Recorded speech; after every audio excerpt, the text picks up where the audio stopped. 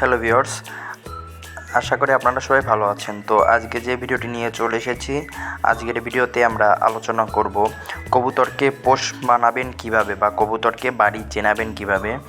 তো অনেকের কবুতর নতুন কিনে আনেন বা কবুতর বাচ্চা যখন আপনি ছাড়েন বা বাচ্চা যখন উড়ান আপনার কবুতর হারিয়ে যায়। তো এই ভিডিওটি যদি আপনি সম্পূর্ণ দেখেন, তো এই ভিডিওতে আমি যে 2 থেকে 3টা কাজের কথা বলবো, এই কাজগুলো যদি আপনি করেন তাহলে আপনার কবুতর আর আপনার বাড়ি থেকে হারাবে না, আপনার বাড়ি পোষ মেনে যাবে।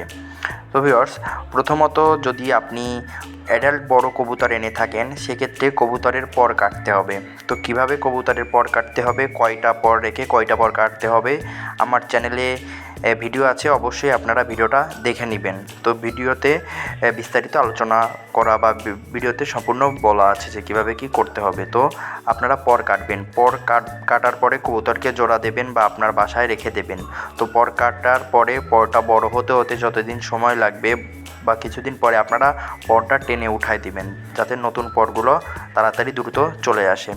তো তার এই কয়দিনের মধ্যে দেখবেন কবুতর আপনার বাড়ি পোষ মেনে যাবে বা ডিম বাচ্চা যদি করে তাহলে পোষ মেনে যাবে বা আপনার বাড়ি থেকে আর হারাবে না। আর যদি আপনি বাচ্চা কবুতর পোষ মানাতে চান বা আপনার বাড়ি চেনাতে চান, সেক্ষেত্রে আপনারা বাচ্চা কবুতর যখন 1-2টা খাবার খেতে পারবে, তো তখন আপনারা কবুতরটিকে একটা খাঁচায় করে আপনি বাইরে রাখবেন বা কবুতরকে খাঁচায় করে আপনার যে কবুতরের যে খাঁচাটা মানে আপনার যে খামারটার উপরে রাখবেন, উপরে ছাদে রাখবেন বা বাইরে রাখবেন যাতে বাইরের পরিবেশটা বা আপনার খাঁচাটাকে কবুতর চেনে। তো এভাবে 2-4 দিন রাখার পরে কবুতরকে আপনারা ছেড়ে দিবেন। তো ছাড়লে দেখবেন কবুতর আর হারাবে না।